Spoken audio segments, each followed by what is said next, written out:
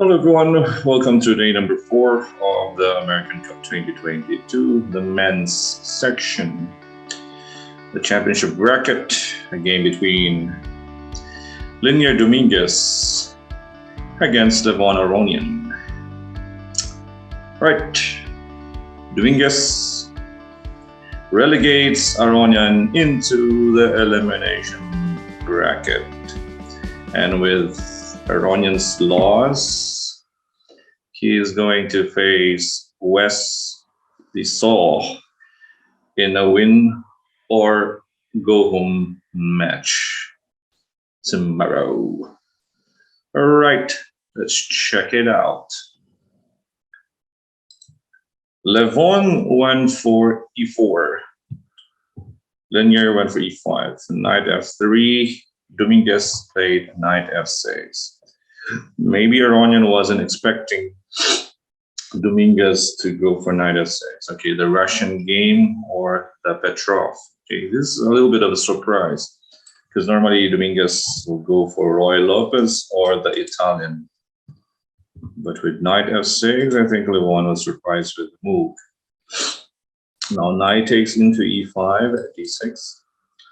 Knight f3, knight takes e4. Here, Levon went for knight c3. Normal line in the Petrov would be d4, d5, bishop to d3, bishop d6, castles, c4, c6, knight c3 takes a knight, takes on c4, takes, and then bishop to f5. Okay, this is a normal Petrov line, the classical line. Knight c3, this is a Nimzovich variation. White has the intent to castle long here. So after knight takes e3, d takes e3. It was also possible, by the way, for black to just move back to f6 here. White goes for d4 here, bishop into e7, bishop 3, castles, h3, stopping bishop d4, rook into e8, and then castles. Okay, with equality. So knight takes e3. So we are expecting an opposite sides casting for both players. So white will castle on the queen side and black will castle on the king side. Takes bishop e7, bishop e3, castles queen d2, knight into d7, preparing knight f6 or knight e5. Castles queen side, knight into f6, bishop d3, rook e8, h4, typical. White went for h4, probably his plan is to go knight g5, typical of Levon's play lately. Well, in the Nimzo engine, with Levon playing white against Esipenko, he went for this knight g5, h4. Petrov, it's the same thing. Okay, d5, controlling the center of course. This is also a typical reaction to this flank attack on h4 when the opponent attacks on the flank. Open up the middle. Knight into g5, h6. f3, interesting piece sacrifice in g5. Of course, you won't capture the knight. Here, Dominguez goes for c5. Okay, let's take a look at takes. He takes knight, takes on g5. Problem is where to put this knight on f6. Okay, go knight e7. Now g4, the queen goes to h2. And it's hard to stop this threat on h8. Okay, you can go bishop c5 and probably go king f8, king e7, but bishop e7 check, king f8, bishop into f5. Now, if you take, whoops, there's a pin, yeah, but rook h8. King goes to e7, queen e3 check. Where are you going? If you go king d6, take d5. If you rook takes, rook takes e8, queen is already trapped. And the king will be checkmated. Even just rook takes e8 also wins here, without even taking the pawn d5 yet. So no, you don't take on g5. C5, of course. Yes. The pawns. Bishop B5 by Levon. Although he could continue also with G4 here, but he doesn't want C4, I guess. So that's the reason why he played that bishop in B5, tempo on the rook. Bishop into D7, takes. All right, without the light square bishop, white also has one less attacker on the king. That was an important bishop, by the way, attacking this H7 square. So without a light square bishop, it's black's turn for his own counterplay on the queen side. Knight into H3, rook A8 first, centralizing the rook, finishing black's development. Knight into F4, bishop D6. Okay, it's not possible to take the pawn on D5 here. Knight takes D5 because this queen is an overworked piece. Queen also protects E3. So queen take, you lose that bishop on E3. King B1, queen B5. Okay, interestingly, this king is actually safer than that king on B1. Queen into C1, a bit passive. Queen is supposed to be attacking, not defending. Yeah, so queen defends the B2 square, B4. Aronian probably was worried about this X-ray on D2 with a rook.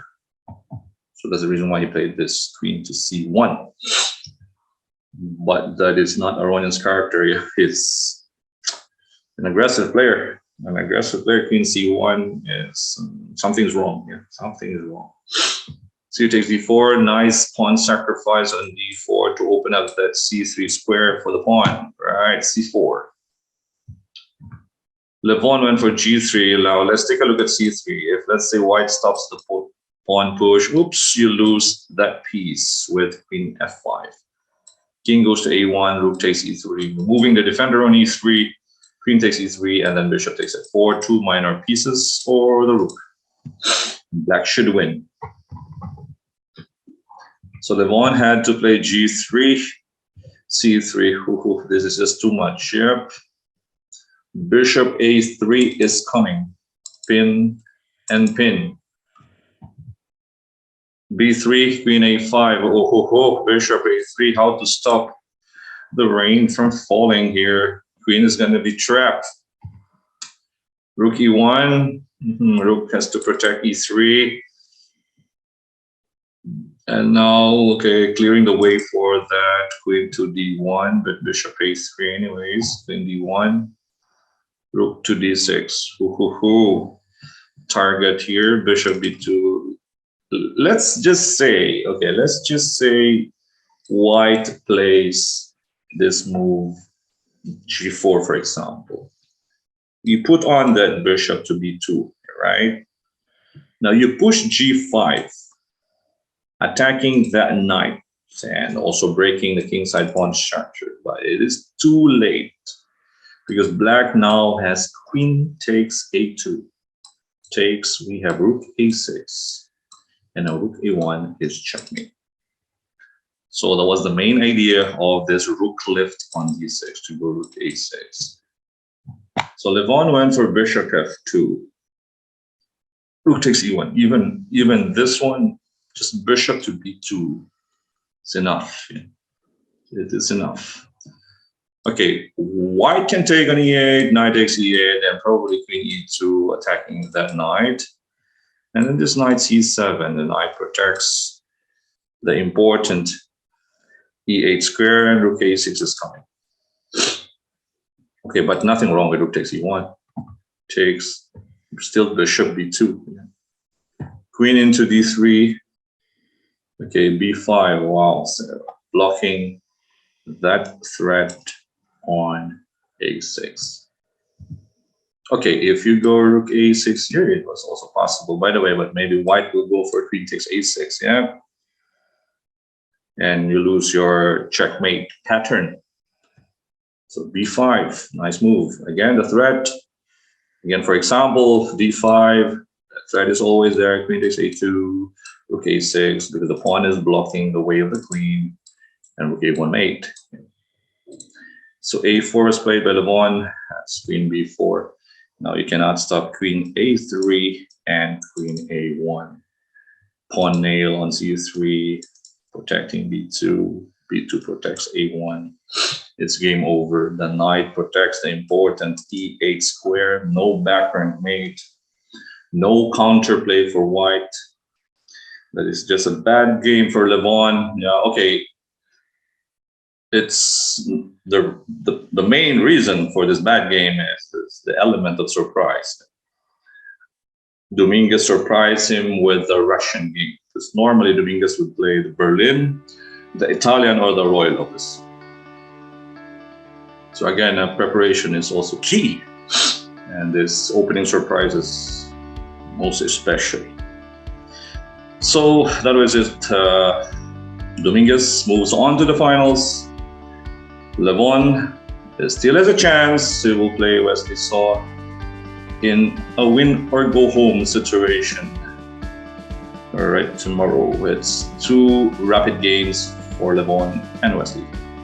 So we'll watch that game tomorrow.